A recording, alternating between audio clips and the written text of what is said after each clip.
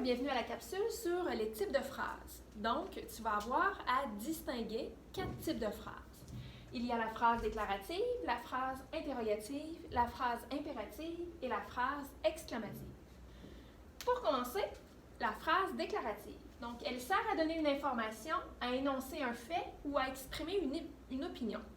C'est la phrase la plus courante, donc c'est celle qu'on retrouve le plus souvent dans nos textes qu'on lit. Elle va contenir un sujet et un prédicat et parfois il peut y avoir aussi un complément de phrase et elle se termine la plupart du temps avec un point. Je t'ai mis 3 exemples de la phrase déclarative. Donc, Marie mange une pomme rouge, donc c'est un fait, on annonce quelque chose qui se passe présentement. Cet été, je jouerai au soccer et selon moi, Simon devrait mettre des bas plus chauds. Donc, j'émets une opinion à ce moment-là. Pour ce qui est de la phrase interrogative, donc interrogative, ça veut dire qu'on pose une question. Donc, elle sert à formuler une question. Elle va souvent commencer par un mot interrogatif. Donc, pourquoi, quel, est-ce que, quand, comment, qui, et ainsi de suite. Elle se termine par un point d'interrogation, donc ça nous permet de détecter si c'est une phrase interrogative. 3 exemples. Donc, quand iras-tu à l'épicerie? Est-ce que tu voudrais bien m'apporter ton bol? Et aimes-tu le baseball? Il est possible de transformer une phrase déclarative en phrase interrogative.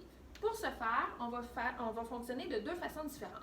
Donc, si on veut que la réponse à laquelle notre phrase interrogative soit par oui ou par non, ce qu'on peut faire, c'est d'inverser le pronom avec le verbe et de mettre un trait d'union entre le pronom et le verbe.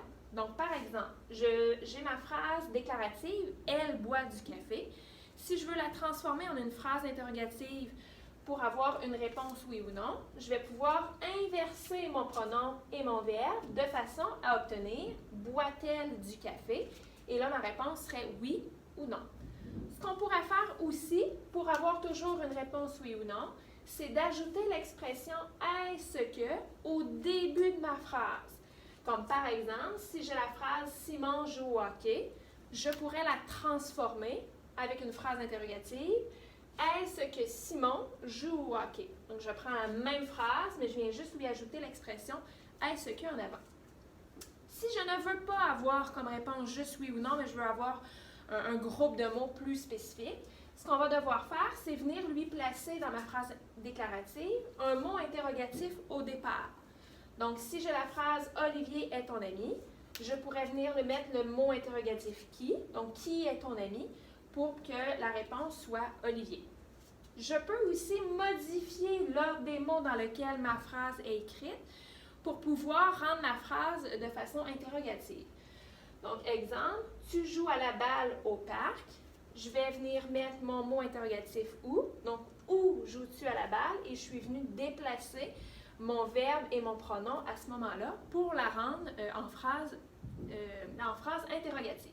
3e étape, il y a la phrase impérative. Donc, la phrase impérative va servir à donner un ordre, un conseil ou à formuler une demande. Donc, c'est quelque chose qui est un peu plus directif à ce moment-là. Elle ne contient pas de sujet et le verbe à l'intérieur de cette phrase-là va être à l'impératif. Elle va se terminer par un point ou un point d'exclamation, tout dépendant de la phrase et du contexte. Par exemple, apporte tes chaussures, j'aurais pu mettre un simple point, mais si je veux rendre ça un petit peu plus directif, je vais pouvoir dire apporte tes chaussures. Hein? Donc, je mets un peu plus de ton et de caractère dans ma phrase. Regarde-moi dans les yeux, n'oublie pas ton cahier d'anglais et tes crayons. Donc, j'ai un verbe à l'impératif, mais je n'ai pas de sujet à l'intérieur. Et dernier type de phrase, ce sont les phrases exclamatives.